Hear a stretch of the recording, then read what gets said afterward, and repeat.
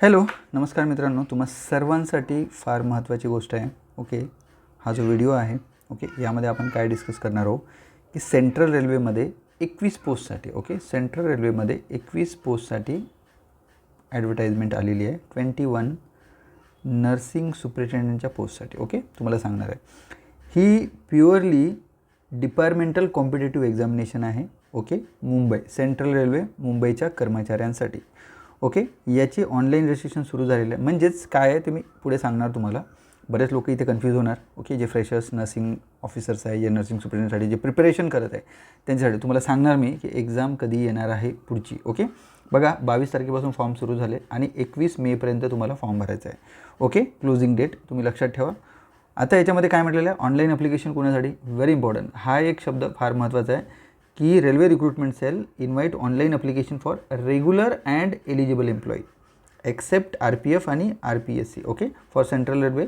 Okay, कोणत्या कोणत्या post आहे, ALP आहे, टेक्निशियन्स आहे, ज्युनियर इंजिनियर आहे, नर्सिंग सुपरिटेंडंट आहे, गुड्स ट्रेन मॅनेजर GTM म्हणतो, station master, clerical, ticket clerk, account, ह्या सगळ्यांसाठी ओके ॲज पर जो कोटा आहे त्याच्यानुसार ह्या जागा भरल्या जातील.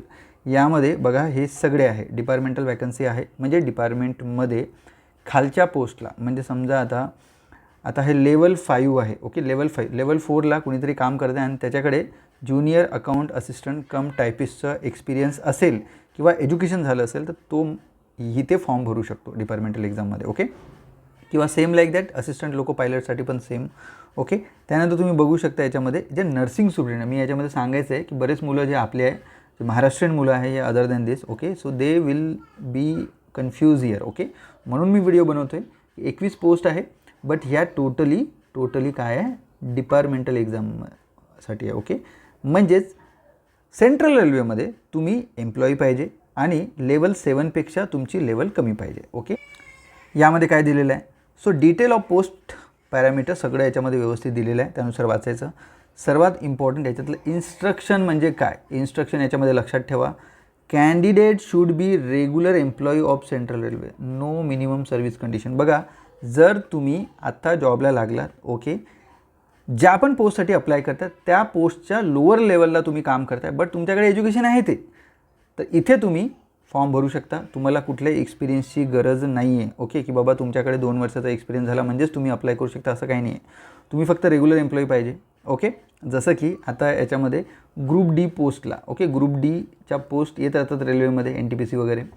तर ग्रुप डीला एखादा BSc नर्सिंगवाला कॅन्डिडेट काम करत असेल किंवा GNMवाला कॅन्डिडेट काम करत असेल, तो जो कॅन्डिडेट आहे तो डेफिनेटली आत्ता नर्सिंग सुपरिटेंडंटच्या एक्झाम देऊ शकतो. ओके, बट तो सेंट्रल रेल्वेचा एम्प्लॉई पाहिजे, परमनंट एम्प्लॉई पाहिजे, कॉन्ट्रॅक्च्युअल नाही. बरेच मुलं कॉन्ट्रॅक्च्युअल एम्प्लॉई रेल्वेमध्ये आहे, ते म्हणतील की सर आम्ही एक्झाम देऊ शकतो का, नाही. Candidate who have resigned transfer from the central railway तो सुद्धा एलिजिबल नाही. ओके, लक्षात ठेवायचं. Before filling up online application candidate should advised go thoroughly and read instruction, very important. Okay, सगळ्या याच्यातून वाचल्यानंतरच तुम्ही फॉर्म भरू शकता. ओके, लक्षात ठेवा. अच्छा, सगळं दिलं हे बघा. All the regular employee possessing prescribed educational qualification for the direct recruitment working in a grade lower than the grade pay scale for which GDC is being conducted are eligible. लक्षात ठेवा. म्हणजे नर्सिंग स्टुडंटचा लेवल 7 आहे, त्याच्यापेक्षा खालच्या लेवलला जर तुम्ही काम करत असेल तर डेफिनेटली ही एक्झाम देऊ शकता, कुठलंही तुमच्या ॲज पर पोस्टनुसार. लक्षात ठेवा. ओके, लक्षात ठेवा. फक्त RPF आणि RPS पर्सनल याचे एलिजिबल नाही आहे ह्या स्कीमसाठी. लक्षात ठेवा. CBT घेण्यात येईल इथे. Supplementary exam, there will be no supplementary exam, only CPD आणि ॲप्टिट्यूड असणार आहे. ओके, लक्षात ठेवा, very important. Okay, age group त्यांनी आता डिपार्टमेंटल एक्झाम आहे त्याच्यामुळे एज ग्रुप जास्त दिलेली आहे.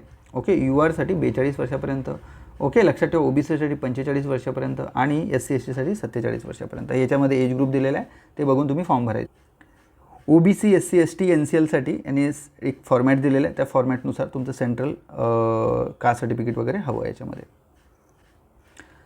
आपापल्या पोस्टनुसार इथे त्यांनी काय दिलेलं आहे की बाबा CBTचं पेपर कसं असणार आहे, ओके, ड्युरेशन किती असणार आहे, मार्क किती असणार आहे, सगळं याच्यामध्ये दिलेलं आहे. जसं ALPची दिलेली आहे, टेक्निशियनची दिलेली आहे. ओके, याच्यामध्ये बघू शकता तुमचं सिलेबस आणि तुमचं एक्झामचं पॅटर्न कसं असणार आहे, स्केलेटन पॅटर्न आणि CBT सगळं याच्यामध्ये दिलेलं आहे. तर तुम्ही वाचायचं. आता नर्सिंगचं आहे तर नर्सिंगसाठी सुद्धा त्यांनी खाली दिलेलं आहे, ते वाचू शकता. आता यामध्ये बघू शकता नर्सिंग सुपरिटेंडंटसाठी काय क्वेश्चन पेपर 90 मिनिटामध्ये 100 MCQ तुम्हाला सोडवायचे आहे. लक्षात ठेवा CBT असणार आहे याच्यामध्ये. सिलेबस दिलेला आहे नर्सिंगचा टोटली तुमचा ते नर्सिंगमध्ये जे शिकलेलं आहे तुम्ही ओके. जनरल नर्सिंग आणि BSc नर्सिंगमध्ये हे सगळं जनरल अरिथमॅटिक, इंटेलिजन्स, अवेअरनेस आणि जनरल सायन्स ओके 4 सब्जेक्ट दिलेले आहे. आणि सोबतच यांनी काय सांगितलेलं आहे टोटल 100 MCQ येणार प्रत्येकाला 1 मार्क ओके. 70 तुमचे नर्सिंगचे MCQ म्हणजे सेम जनरल अवेअरनेस 10 जे जनरली सगळ्या कॉम्पिटेटिव्ह एक्झामसाठी येतात जसे नर्सिंगचे. जसं आपण आता बघा जुलैमध्ये आपली एक्झाम आहे ओके. बरेच लोक नर्सिंग सुपरिटेंडंटच्या एक्झामसाठी तयारी करत आहे. सो जुलै आणि ऑगस्टमध्ये डेफिनेटली आपल्याला एक जवळपास 500 पोस्ट नर्सिंग सुपरिटेंडंटचे बघायला मिळणार आणि याच्यामध्ये तुम्ही अप्लाय करू शकता. तर बघा सेम पेपर यांनासुद्धा बघायला मिळत आहे ओके. लक्षात ठेवा सेम त्यांनी सांगितलेलं आहे की 1/3 मार्क निगेटिव्ह असणार आहे. सेम पॅटर्न आहे, काही असं वेगळं नाही. लक्षात ठेवा अप्लाय तुम्ही याच्यावरूनच करू शकता. याच्यामध्ये एवढं सांगायचं की याच्यावरून अप्लाय करायचं. तुम्हाला सांगण्याचं तात्पर्य एवढंच आहे GNM असं BSc नर्सिंग असं याच्यात एलिजिबल आहे. जर तुमचं लेवल 7 आहे नर्सिंग स्टुडंट त्याच्या लेवलला लेवल 5, लेवल 6, लेवल 4ला काम करत असाल, लेवल 1ला काम करत असाल तुम्ही एलिजिबल फॉर्म भरू शकता. जर तुमचं नर्सिंग झालेलं असेल तर डिग्री किंवा डिप्लोमा सर्टिफिकेट असेल तुम्ही हा अप्लाय करू शकता. बाकी ALP आहे, टेक्निशियन्स आहेत, तुमचं पण एज्युकेशन ज्याप्रमाणे तुम्हाला फॉर्म भरायचं आहे. तुम्ही परमनंट एम्प्लॉई पाहिजे हे सर्वात इम्पॉर्टंट ओके. आणि ऑनलाईन फॉर्म भरून टाका ओके.